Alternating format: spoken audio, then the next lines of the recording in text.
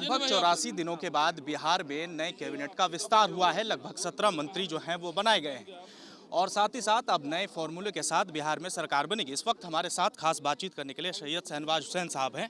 Sir, सबसे पहले तो बहुत बहुत बधाई आपको। जी जी, बहुत बहुत शुक्रिया साहब। सर, जो जिम्मेदारियां मिली हैं उसको किस रूप में देखते हैं, कैसे उसको लेते हैं और क्या आगे की रणनीति रहेगी?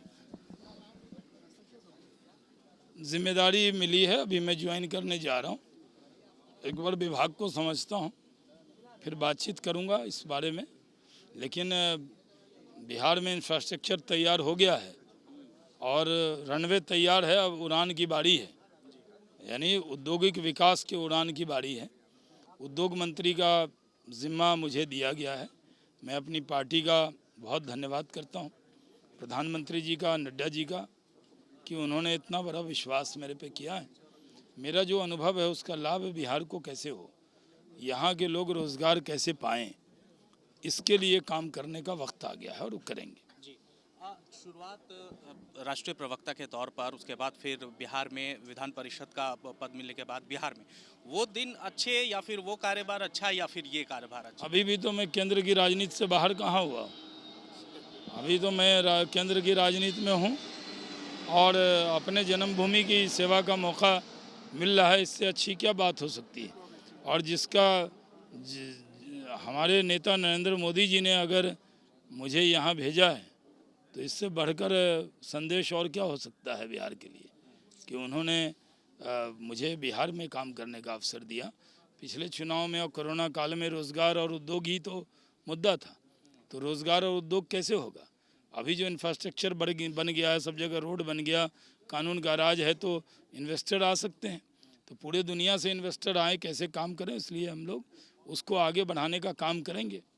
अच्छा, अभी तो एक बिहार में आपको एक कैबिनेट दिया गया है, एक मंत्री पद दिया गया है, लेकिन चर्चाएं अब ये भी शुरू हो चुकी है कि बिहार के उप मुख्यमंत्री के तौर पर भी आपका नाम जो है सबसे पहले आ रहा है। आपके समर्थक, आपके कार्यकर्ता लोग भी बहुत... पता नहीं, आपने सुना होगा, मैंने तो सुना नहीं कहीं।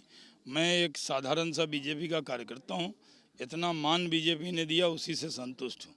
और मैं तो पार्टी ने ही मेरी पहचान दी है, नहीं तो आप बात करते मेरे से।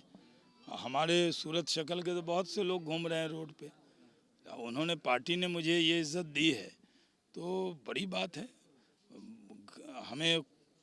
हमने तो कभी नहीं कहा कि मुझे कोई एमएलसी बनाइए। पार्टी ने बुला के, राष्ट्रीय अध्यक्ष जी ने कहा कि आपका नाम तय किया, आदेश दिया, एमएलसी का ओथ ले लिए। फिर घर पे थे, टीवी डिबेट कर रहे थे, बीच डिबेट में फ़ोन आया कि आपको मंत्री बनना है। मैंने कहा मैं तो डिबेट कर रहा हूँ, और सूचना के बाद भी 2 घंटा डिबेट किया और फिर मंत्री हो गए। तो पार्टी जो जो हुक्म करेगी करते जाना है। अच्छा, बिहार में पहले आप ऐसे व्यक्ति हैं जो मुस्लिम चेहरा हैं, मंत्री उनको दिया गया है। कहाँ हिंदू मुस्लिम कर रहे हैं हमको, हम आपको कहाँ हिंदू चेहरा कह रहे हैं। हमारे चेहरे पे कहाँ हिंदू और मुस्लिम लिखा है। हम तो बिहार के बेटे हैं, अपनी जन्मभूमि की सेवा में लौटे हैं, वो काम कर रहे हैं।